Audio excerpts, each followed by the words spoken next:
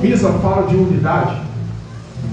E aí um momento de união, comunhão como esse que nós estamos aqui nessa noite, Jesus talvez com uma voz embargada, porque ele era ser humano, ele tinha sentimentos.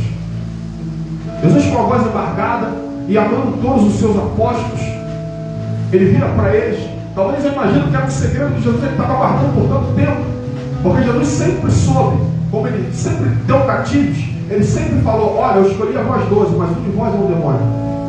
Ele sempre deixava claro que algo de errado estava acontecendo ali. Na oração sacerdotal ele disse assim: Pai, de todos que o Senhor me deu, nenhum se perdeu, a não ser o filho da perdição, a não ser aquele que já deveria, aquele que já estava predestinado que ele iria se perder. E Jesus, com a voz embargada, talvez, ele vira para os seus apóstolos e diz assim: olha, um de vós é de me trair. E um começa a perguntar para o outro: sou eu, mestre? Sou eu. De maneira que Jesus vira para eles e diz assim: olha, aquele que pegar o bocado de pão molhado, aquele que eu der o bocado de pão molhado, esse há de me trair.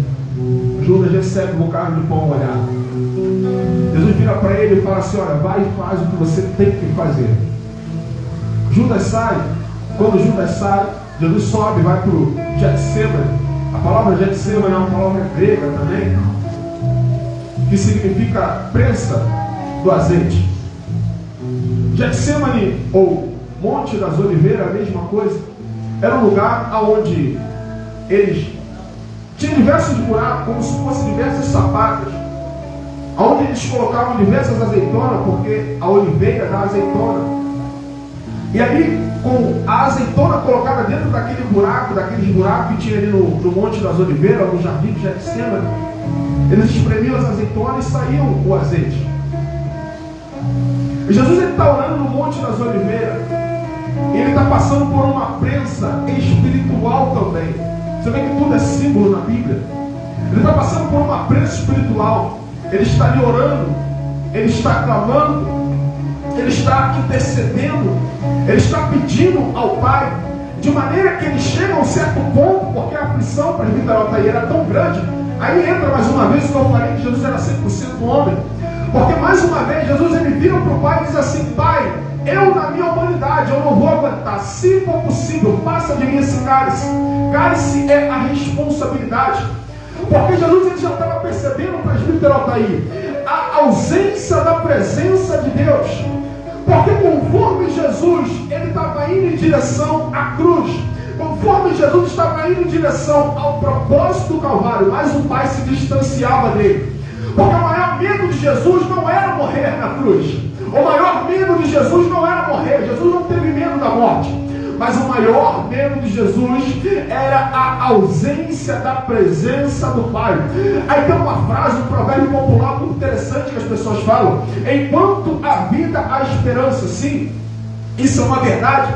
Enquanto a vida há esperança, independente de quem alguém é, talvez tem traficantes que estão ali traficando drogas, vendendo drogas, tem pessoas que estão se prostituindo, tem pessoas que estão adorando a Satanás, tem pessoas que estão servindo coisa ruim, tem pessoas que estão blasfemando, falando mal de Deus, contra Deus, mas enquanto elas estão vivas aqui nessa terra, ainda há esperança, porque mesmo elas fazendo tudo o que fazem, Deus continua amando elas.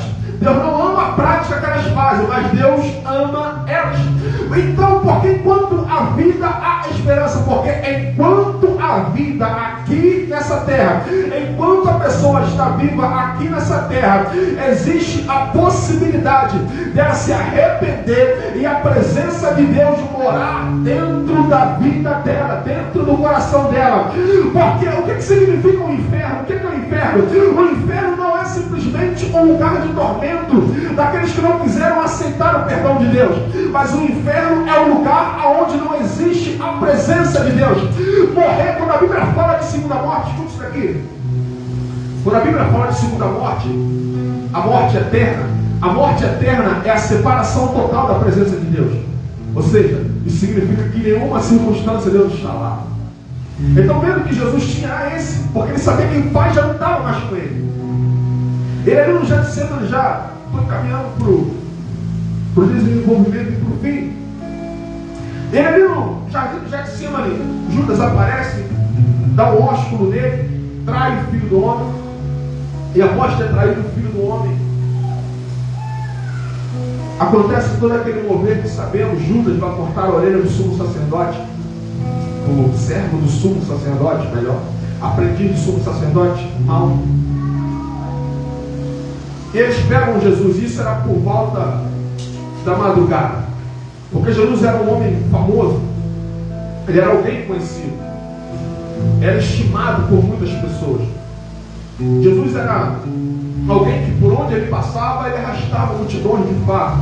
E ele não era político, não era envolvido com a política, não era envolvido com o governo, nada disso. Ele simplesmente era um mensageiro das boas notícias. Ele veio simplesmente para estabelecer o reino do céu na terra. E prenderam ele. Quando prenderam ele à noite, levaram Jesus para o pretório romano, para os sumos sacerdotes que pegaram Jesus, levaram ele para o Sinédrio, fizeram uma reunião fictícia, mentirosa, compraram diversas falsas testemunhas, de maneira que, quando foram perceber, Jesus já estava condenado pelos judeus por blasfêmia, por haver blasfemado, porque por diversas vezes Jesus ele se intitulava dizendo o próprio Deus, ele se intitulava dizendo o Filho de Deus. Então, isso era para a lei judaica, isso era uma agressão à lei, de morte, de fato. Então o texto diz que Jesus já está condenado. Eles viram, eles chegam até Roma, eles apresentam a Roma a situação, e ali Pôncio Pilatos, ele vai pegar e vai induzir Jesus até o pátio pretório romano, onde Jesus ele vai ser açoitado. Eu quero pedir um pouco da sua atenção aqui nessa noite. Jesus ele estava sendo açoitado. E o flagelo que usaram, primeiramente usaram um flagelo comum para ferir as costas de Jesus. Nesse flagelo eles davam quarentena menos uma, ou seja, 39 flageladas ou chibatadas, aonde marcava as costas dele, fazia sangrar as costas dele. E começaram a açoitar a Jesus por diversas vezes. A Bíblia não diz por quanto tempo ele ficou sendo açoitado, mas ele levou muito tempo sendo açoitado. E ele ficou sendo açoitado, e aí os soldados romanos chicoteando Jesus. Em nenhum momento Jesus murmurou, em nenhum momento Jesus reclamou, em nenhum momento Jesus questionou. E eles vendo no filme de Mel Gibson, A Paixão de Cristo, mostra que Jesus, e de fato ele era alguém que tinha um porte físico atlético, porque Jesus andava durante o dia no sol escaldante, a pé, às vezes andava um dia inteiro. Ele também trabalhava com a carpintaria, que na verdade não era carpintaria, mas isso aqui é outra mensagem para outro dia. Então Jesus era alguém que tinha um corpo atlético. E no filme de Mel Gibson mostra ali que enquanto os soldados estão batendo em Jesus, estão chicoteando Jesus, ali ele mantém a resistência física e não cai por nenhum momento. E os soldados começam a olhar e eles começam a ver: que homem é esse? Que força é essa que ele tem? Aonde eles vão trocar o chicote comum por um chicote que não só simplesmente marcava, mas um chicote que arrancava pedaço. O nome desse chicote é o famoso azorrague, que era um chicote onde ele tinha ossos na sua ponta, que não era só simplesmente para marcar. Na medida que, no filme mostra, na medida que eles batiam em Jesus, o chicote não só simplesmente marcava, fazia um corte, mas o chicote também arrancava pedaços da pele de Jesus. Conforme eles iam batendo, Jesus marcava e arrancava pedaços da pele de Jesus. De maneira que determinados crucificados, quando eram chicoteados com esse chicote, dava até para ver determinadas partes dos ossos do corpo. De tão cruel que era esse chicote. Irmão, a crucificação era um método de tortura que o governo romano usava. Nós não estamos falando aqui de, hoje em dia é bonito, é algo bonitinho, cruz.